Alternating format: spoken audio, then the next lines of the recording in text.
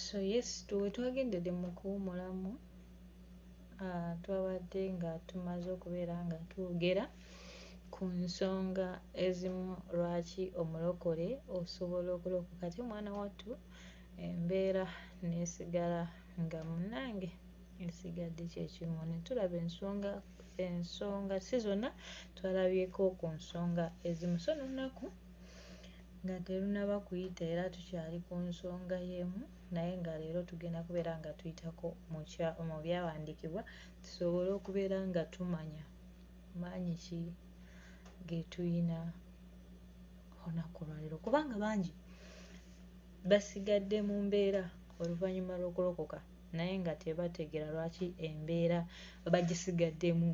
Bw'obeera omwana nga oli mulangira naye ng'okyali muto obeera tomanyi kiki kya muwendo ky'oli mu famire eyo.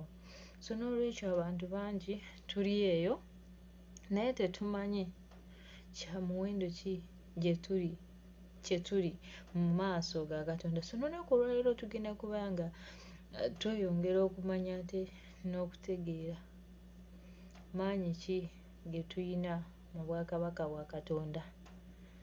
Oba okitegeera kubanga omwana ono omuto nga mulangira singa abeera nga ategeera nti mulangira, asobola okubeera nga atandika okweyisa nga omulangira bw'asaanidde okweyisa, asobola okubeera nga atandika okweraba ng'agenda okubeera ng'akulembera abantu. So naawe olunaku olwaleero njagala otegeere kiki ky'oli mu maaso ga Katonda. Bwe ŋŋamba nti kiki ky'oli mu maaso ga Katonda, oli mwana nga bw'osobola okulaba nti maama wo akwagala nnyo ne taata wo akwagala nnyo, oba abazadde bo bakwagala nnyo, oba naawe omwana gw'ozadde engeri gy'omwagalamu. Ate ye Katonda waffe asukkuluma ku ngeri gy'atwagalamu. Gwe ku ngeri gy'oyagalamu omwana wo oba ku ngeri gy'olaba abazadde bo bakwagalamu, ate ye Katonda atwagala okusinga kw'ogwo omukwano abantu baffe gwe batuyinako, bannaffe gwe tuyina ku baana be tuzaala. So n'olunaku olwaleero njagadde gwe osobole okubeera nga otegeera olunaku olwaleero alaba vidiyo eno nti nno waweebwa amaanyi, waweebwa obuyinza okulagira eyo embeera gy'oyitamu. Si gwe weka, okulagira embeera mukwano gwo, muzadde wo, taata wo, anti wo, brother wo, ani yenna omuntu gw'osanze mu mbeera embi osobola okugiragira n'evaawo, kubanga olulimi luno lutonzi. Olulimi luno n'ekyo ky'okkiriza lutonzi. Bw'oyogera ekintu ng'okiggye ku ntobo y'omutima gwo n'ogamba nti kiteekeddwa okubeera, bamalayika babeerawo okubeera nga bakituukiriza. Era bw'ogamba nti tebanange ndi mwavu nandiba nga nja kufa obwavu, wandyekanga ng'ofudde obwavu, kubanga gwe ky'oyogera nga twalabye mu paati yaffe eyasoose nti mu nsi muno mulimu obwakabaka bubiri, obw'ekizikiza n'obw'ekitangaala. Bukola ky'amaanyi okubeera nga butuukiriza emirimu gyabwe. Naawe bw'okeera ku makya n'oyogera nti nze ndi mugagga, ngenda gaggawala, neerabanga muntu w'amaanyi, neerabanga kwegamba eddala ly'oliko nga wadde okyali wansi naye nga weerabamu ebinene. Katonda atuuka ekiseera n'agamba nti ono omwana okukkiriza kwe asaanidde afune ekyo ky'abadde ayaayaanira ekiseera kyonna. Ate era osigala nga weerabanga omunaku waabwe, osigala nga weeraba nga tolina ky'osobola, era ne bamalayika ab'ekizikiza munnange babeerawo ate okubeera nga batuukiriza ekyo gwe ekiri mu ndowooza yo. So tugenda kubeera nga tulaba Matayo chapter 10, then tugenda kubeera nga tulaba verse 1 only. Tugenda kubeera nga tusomako akanyiriri akasooka ke tugenda okubeera nga tusoma, naye ate obanga oli eyo ng'olina obudde osobola okusomerera ddala n'oyongerayo nga Omwoyo Omutukuvu ye mubeezi waffe. So tugenda kubeera nga tulaba buyinza ki bwe yakuwa gwe ng'omwana wa Katonda. Ddala osobola kukola ki? Kubanga wano eno chapter 10 verse 1 agamba bw'ati: Yesu Kristo yayogera Yesu Kristo yakola kino kitugenda okuba nga tulaba. Yesu Kristo n'ayita abayigirizwa be 12 n'abawa obuyinza ku dayimooni omubi okumugobanga n'okuwonyanga endwadde zonna n'obunafu bwonna. Okitegeera ekintu ekyo luli bandibanga be baali abayigirizwa be, naye olunaku olwaleero yenze naawe abagoberezi ba Katonda. So mwana wa Katonda oli eyo waweebwa obuyinza okubeera ng'ogoba dayimooni. Bwe njogera dayimooni kisobola okugaziwamu, naye ku lw'obudde tugenda kubeera nga tukifunzaamu. Dayimooni yandiba nga yeeyo embeera gy'oyitamu. Gwe buli lw'olaba embeera gy'oyitamu manya nti eriyo amaanyi amabi agagiri emabega. Manya nti eriyo olupango Sitaani lwe yaluse eyo embeera esobole okutuukako, naye eyo embeera olina okugolokoka kubanga waweebwa amaanyi okugoba dayimooni. Dayimooni yandibanga ya bwavu, dayimooni yandibanga yakugaanibwa, dayimooni yandibanga yakulemererwa, dayimooni yakubanga buli ky'okwatako tekitambula nga ssente zikuyita buyisi mu ngalo. Naye nze nkugamba olunaku olwaleero nti osobola okulagira eyo embeera ng'oyimiridde ku kukkiriza, ng'oyimiridde ku maviivi go n'ogiragira. Togiragira nga ggwe, giragire ng'omwana wa Katonda, giragire ng'eyaweebwa obuyinza. Kubanga kyawandiikibwa nti tulirinnyanga ku njaba ne ku misota egy'obusagwa. So omwana wa Katonda olina amaanyi n'obuyinza okulagira embeera ng'oyimiridde mu maanyi ag'Omwoyo Omutukuvu n'okukkiriza n'ogoba dayimooni eyo eremeddeko n'esobola okubeera ng'evaawo. Bunafu ki? Bunafu ki Bayibuli bwe tugamba? Wandibanga oli munafu mu kusaba, mu kukungaana, mu kunoonya Katonda, omunafu mu kuwaayo, omunafu mu ngeri nnyingi. Bwe bagamba nga bayise olukungaana n'oteekawo awo kye weekwasa, awo ng'omanya nti omulabe Sitaani agolokose, alina ky'ayagala okubeera ng'ate akusuuza. Nange ne nkugamba nti golokokeramu, beera nga weegobako obwo obunafu. Tokoma ku bwegobako wekka. Nze mbeera mbagamba wano buli lunaku, buli kiseera nti teweesabira wekka. Fukamiranga ku maviivi, osabire abasumba bo, osabire amakanisa, osabire n'emikwano gyo gy'olabamu obunafu, nga mukwano gwo bwe lutuuka olw'Essande lwalaba ng'alina engoye ez'okwoza, lwalaba ng'alina okugolola, lwalaba ng'alina abagenyi, lwalaba ng'alina bingi eby'okukola ewaka, naye nga wiiki yonna yabadde awo. N'obwo busobola okubeera ng'ate nabwo obunafu. N'obunafu ng'omuntu tayagala kukola naye ng'ate asaba Katonda amugabirire, amuwe ssente, kati Katonda n'ayitawo okubeera ng'akugabirira ng'ate obunafu olina bungi nnyo. So ne tubeera nga tugambye nti nno omwana wa Katonda olina obuyinza, waweebwa obuyinza n'amaanyi okugoba eyo embeera ekuli okumpi. Kyesitayinza kwerabira nti togezanga n'okera ku makya n'ogamba kangende ew'omusumba gundi ansabire, kangende ewa gundi ansabire. Omusumba gw'ogendako abamu kati ate abamu ennaku zino ayinza okugenda n'agamba kangende ew'omusumba gundi andaguleko. Mwana wa Katonda tonoonya kukulagula, tonoonya nti bakusabire, kubanga olunaku olwaleero oyo gw'ogenda okugendako akusabire mwana wa muntu alinga gwe. Tetugaanye osobola okuba nga weetaaga bakusabire, naye funayo prayer partner wo, mwekolemu omulimu, mubeere nga musaba, nga mukwatagana, nga musaba. Omusumba muntu nga ggwe. Osobola okuba ng'olina embeera gy'oyitamu n'ogamba nti kangende for counseling, yes, which is fine, which is okay. Naye okera ku makya tolina geesabira, tolina gasaba, n'ogamba nti nze kangende ndaba omusumba. Mwana watu nabwo obwo buba bunafu obw'obuteesabira, kubanga Katonda wabanga yakuwa amaanyi n'obuyinza, n'oyo gw'ogenda okulaba naye mwana wa muntu baamuzaalanga ggwe. Kitegeeza nti naawe singa oyimidde mu kukkiriza ng'oyo omusumba gw'ogenda okulaba, kubanga omusumba just Katonda aba yamuteekawo akugayidinge, akukuze mu mwoyo, naawe otuuke ekiseera ng'olagira embeera eyo mu linnya lya Yesu, nevaawo nekuwulira negenda.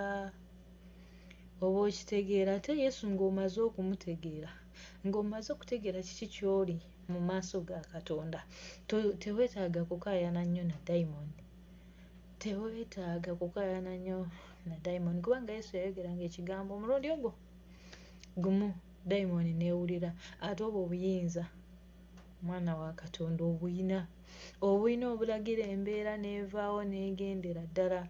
Teweetaaga kugenda kunoonya musumba, teweetaaga genda kukulagulako, gwe kennyini osobola okweragulako ng'otandika omwaka, ogenda okulaba nga omwaka nga gugwako ng'ekyo ekintu kyeweeragulako ebisinga obyeraguddeko obifunye. Oba okitegeera, so teweetaaga keera ku makya kugenda ewa musumba nti gundi nawulidde nga gundi alagula, omusumba gundi alagula, kangende nange angambe embeera eno lwaki ate eremeddeko. Otuukayo nga bakugamba nti okulaba omusumba kwa 10,000, kwa 20,000. Omuntu gw'ogenda okulaba Katonda ye yamutonda, Katonda ye yamuteeka ku nsi eno. Bayibuli egamba nti twaweebwa buweebwa naffe tuwenga buwi, nti Katonda bw'aba yakuwa ekirabo ekyokusabira abantu, gwe nga naawe onoonya bakusabira nga oli bubi nga tosobola kwesabira, n'otuuka ng'ogenze ew'omusumba akusabire ne bagamba nti okuyingirayo mu kasenge okulaba omusumba kwa 10,000, taasa obulamu dduka, kubanga oyo aba takyali mu kubeera waka Katonda. Abasumba abangi weewaawo Katonda bamuvaako, abangi bakyamuliko, naye nze amagezi ge nsobola okukuwa owooluganda, bw'olokoka lokoka nga ggwe, bw'olokoka tandika okuyiga olutalo, tandika okwerwanirira, tandika okubeera nga mmanyi nti omuntu asobola okwesabira naawona.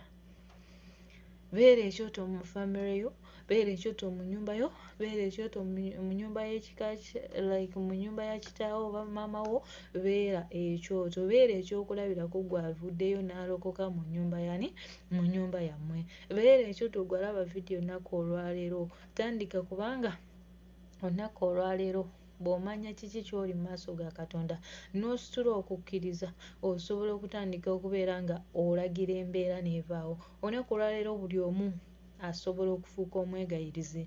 Omwegayirizi y'oyo asobola okuyimira mu gaapu ya buli muntu ssekinomu n'asabira embeera eyo n'evaawo. Omwegayirizi ono gw'osobola okunnyonnyola ebizibu byo ne bimuluma, n'awulira obulumi bw'oyitamu, n'afukamira ku vviivi lye n'alagira eggulu likyuse embeera gy'obeera omugambye nga oyitamu.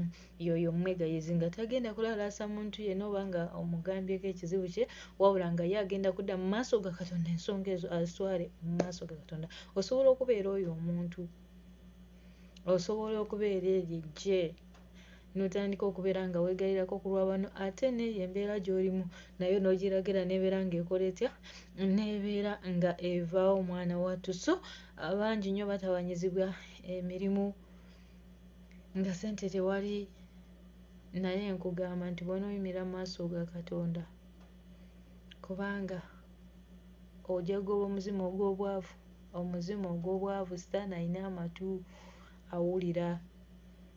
Giri giba myoyo nga gikulondoola nga akasente k'okwata gigenda kuleeta endwadde ekatwale, nga akasente k'okwata gigenda kutema ekkubo erigenda okukola ki, okukatwala. Nti lwakuba kati ebiseera ebisinga ffe tulabira nnyo mu mubiri, kyetaaga sometimes n'ovaako mu mubiri n'oddako ku mwoyo n'obuuza lwaki eno embeera, n'oddako mu mwoyo n'obuuza lwaki eno embeera ensumbuwa. So bw'oba nga ogambye nti kangendeko mu mwoyo, kanveeko mu mubiri katono nsobole okubeera nga amanya lwaki, osobola okumanya nti kati kino bwe guba muzimu gw'obwavu, nga bwe mba nkutte akasente kayita wano ne kayita wano ne kagenda, nga bwe mba nkutte akasente sisukka, ng'olina w'otasobola kutuuka ng'okwata ssente.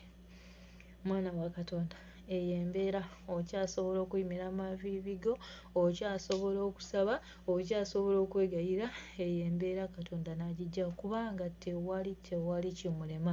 So gwe wena oli eyo oyagala genda, ate simanya bakusabire. Olunaku olwaleero Katonda mu nnaku zino ez'oluvannyuma atusuubira okuba nga ffenna tuli balwanyi b'entalo, atusuubira okuba nga ffenna tuli beegayizi, atusuubira okuba nga ffenna tumanyi okulwana olutalo ate n'okuwangula, kubanga gwe bw'oyimirira mu gaapu n'otwala eddaala lyo ery'okukkiriza n'omanya kiki ky'oli mu maaso ga Katonda, obeera ogenda kuwangula eyo embeera, kubanga gwe si gwe weerwanira. Ogugwo gwa kuyita Katonda, ogugwo gwa kukonkona eggulu, eggulu ne liggulawo ne lisindika bamalayika, egyo emyoyo gituweereza ne gijja ne gituukiriza ekyo omwana wattu ky'obeera osabye.